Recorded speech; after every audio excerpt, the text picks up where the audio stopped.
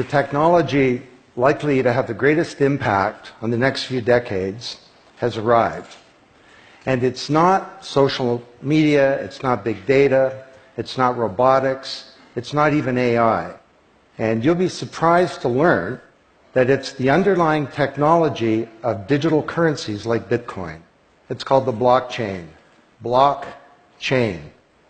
Now, it's not the most sonorous word in the world, but I believe that this is now the next generation of the internet, and that it holds vast promise for every business, every society, and for all of you individually. You know, for the past few decades, we've had the Internet of Information. And when I send you an email or a PowerPoint file or something, I'm actually not sending you the original, I'm sending you a copy. And that's great. This is democratized information. But when it comes to assets, things like money, financial assets like stocks and bonds, loyalty points, intellectual property, music, art, a vote, carbon credit, and other assets, sending you a copy is a really bad idea. If I send you $100, it's really important that I don't still have the money and that I can't send it to you. So this has been called the double spend problem by cryptographers for a long time. So today, we rely entirely on big intermediaries, middlemen like banks, government, big social media companies, credit card companies, and so on, to establish trust in our economy. And these intermediaries perform all the business and transaction logic of every kind of commerce, from authentication, identification of people, through to clearing, settling, and record keeping. And overall, they do a pretty good job, but there are growing problems. To begin, they're centralized. That means that they can be hacked, and increasingly are. And JP Morgan, the US federal government, LinkedIn, Home Depot, and others found that out the hard way. They exclude billions of people from the global economy. For example, people who don't have enough money to have a bank account. They slow things down. It can take a second for an email to go around the world, but it can take days or weeks for money to move through the banking system across the city. And they take a big piece of the action, 10 to 20%, just to send money to another country. They capture our data, and that means that we can't monetize it or use it to better manage our lives. And our privacy is being undermined. And the biggest problem is that overall, they've appropriated the largesse of the digital age asymmetrically. And we have wealth creation, but we have growing social inequality. So what if there were not only an internet of information, what if there were an internet of value? Some kind of vast, global, distributed ledger running on millions of computers and available to everybody, and where every kind of asset, from money to music, could be stored, moved, transacted, exchanged, and managed, all without powerful intermediaries. What if there were a native medium for value?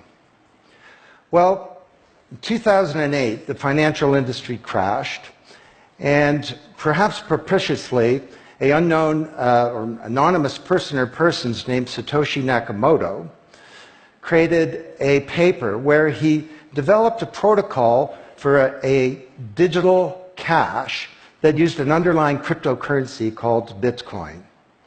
And this cryptocurrency enabled people to establish trust and do transactions without a third party.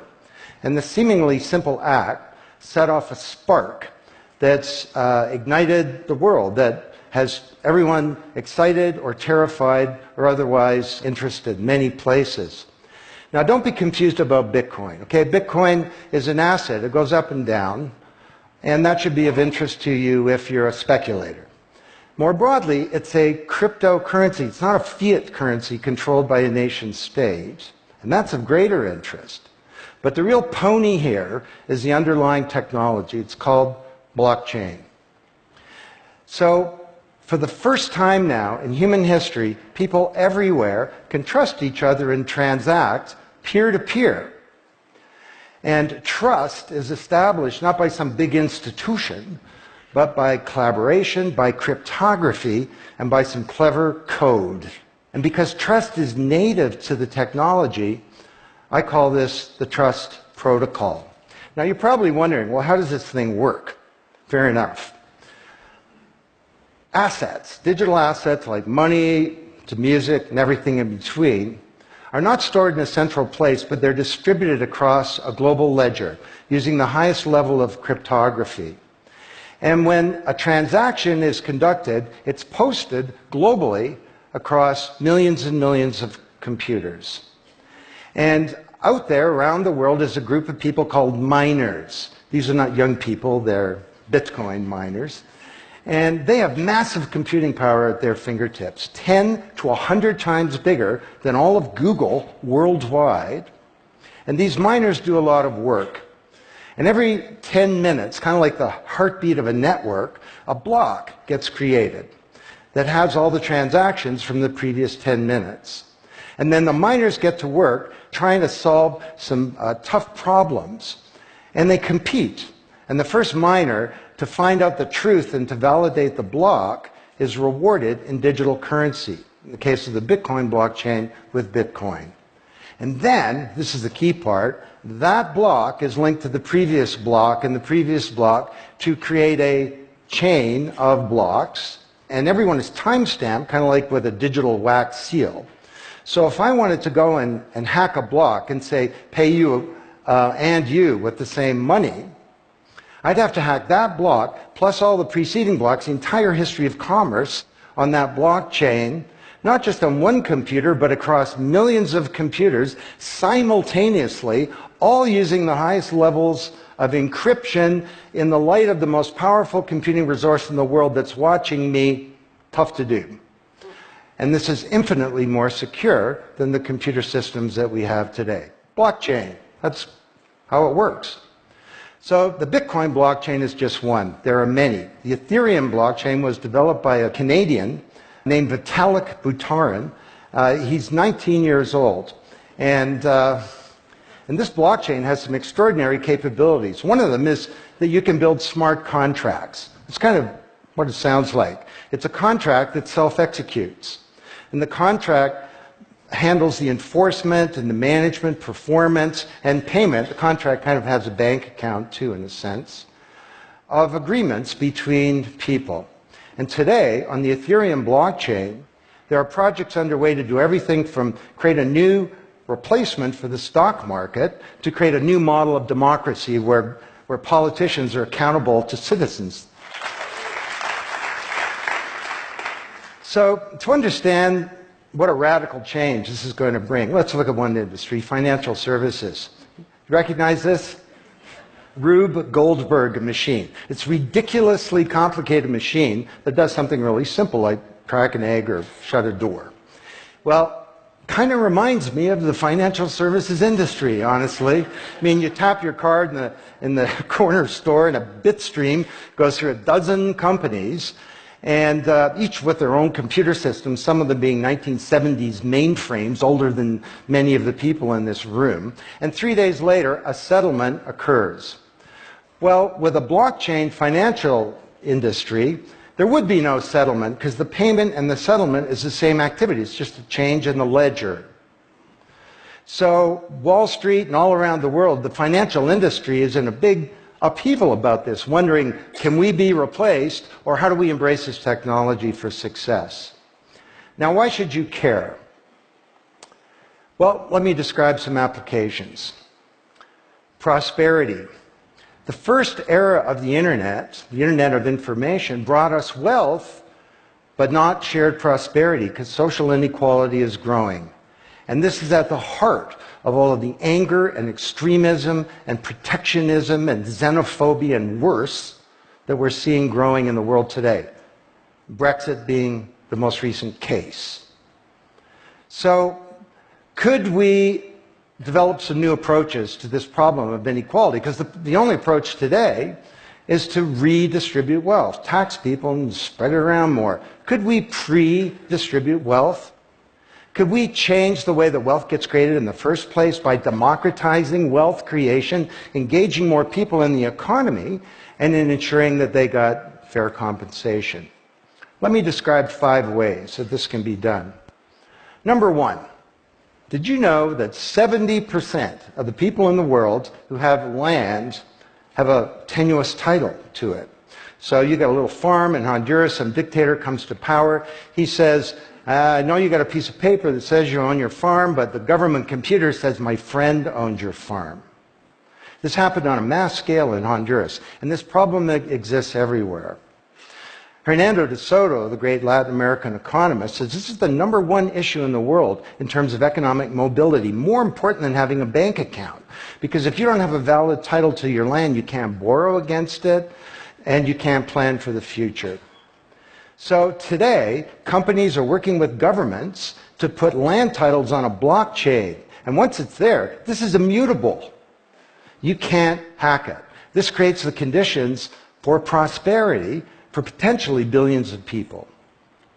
Secondly, a lot of writers talk about Uber and Airbnb and TaskRabbit and Lyft and so on as part of the sharing economy. This is a very powerful idea that peers can come together and create and share wealth.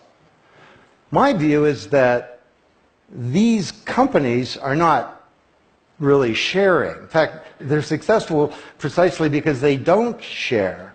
They aggregate services together and they sell them. What if rather than Airbnb being a $25 billion corporation, there was a distributed application on a blockchain, we'll call it Airbnb, and it was essentially owned by all of the people who have a room to rent. And when someone wants to rent a room, they go onto the blockchain database and all the criteria sift through, help them find the right room, and then the blockchain helps with the contracting, it identifies the party, it handles the payments, just through digital payments are built into the system, and it even handles reputation, because if she rates a room as a 5-star room, that room is there, and it's rated, and it's immutable. So the big sharing economy disruptors in Silicon Valley could be disrupted, and this would be good for prosperity. Number 3, the biggest flow of funds from the developed world to the developing world is not corporate investment, and it's not even foreign aid. It's remittances. This is the global diaspora, people who've left their ancestral lands, and they're sending money back to their families at home. This is $600 billion a year, and it's growing, and these people are getting ripped off. Annalie Domingo is a housekeeper, and she lives in Toronto, and every month she goes to the Western Union office with some cash to send her remittances to her mom in Manila. It costs her around 10%. The money takes 4 to 7 days to get there. Her mom never knows when it's going to arrive. It takes 5 hours out of her week to do this. 6 months ago, Annalie Domingo used a blockchain application called Abra. And from her mobile device, she said $300 went directly to her mom's mobile device without going through an intermediary. And then her mom looked at her mobile device, it's kind of like an Uber interface, there's Abra tellers moving around. She clicks on a teller that's a 5-star teller, he's 7 minutes away. The guy shows up at the door, gives her Filipino pesos, she puts them in her wallet. The whole thing took minutes, and it cost her 2%. This is a big opportunity for prosperity. Number 4, the most powerful asset of the digital age is data. And data is really a new asset class, maybe bigger than previous asset classes like land under the agrarian economy or an industrial plant, or even money. And all of you, we create this data. We create this asset. And we leave this trail of digital crumbs behind us as we go throughout life. And these crumbs are collected into a mirror image of you, the virtual you. And the virtual you may know more about you than you do, because you can't remember what you bought a year ago or said a year ago or your exact location a year ago. And the virtual you is not owned by you. That's the big problem.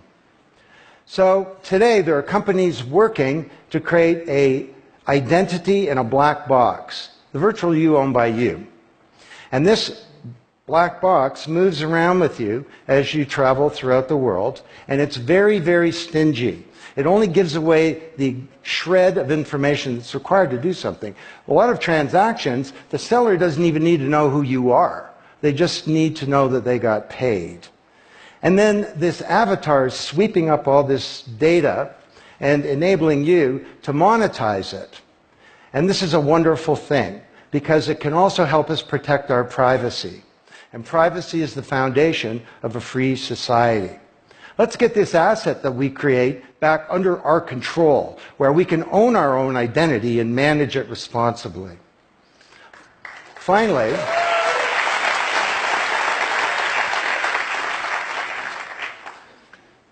number 5, there are a whole number of creators of content who don't receive fair compensation because the system for intellectual property is broken. It was broken by the first era of the internet. Take music. Musicians are left with crumbs at the end of the whole food chain. You know, if you're a songwriter, 25 years ago you wrote a hit song, it got 1 million singles, you could get royalties of around $45,000. Today you're a songwriter, you write a hit song, it gets 1 million screams, you don't get $45K, you get $36. Enough to buy a nice pizza. So Imogen Heap, the Grammy-winning singer-songwriter, is now putting music on a blockchain ecosystem. She calls it mycelium. And the music has a smart contract surrounding it. And the music protects her intellectual property rights. You want to listen to the song, it's free, or maybe it's a few microcents flow into a digital account. You want to put the song in your movie, that's different, and the IP rights are all specified. You want to make a ringtone, that's different. She describes that the song becomes a business. It's out there on this platform, marketing itself, protecting the rights of the author, and because the song is a payment system, in a sense a bank account, all the money flows back to the artist, and they control the industry rather than these powerful intermediaries. Now this is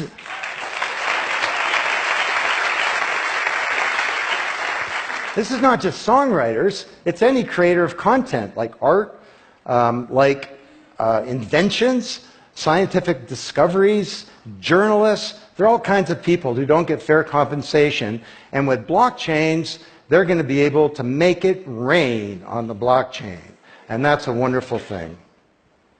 So, these are 5 opportunities out of a dozen to solve one problem, prosperity, which is one of countless problems that blockchains are applicable to. Now, technology doesn't create prosperity, of course, people do.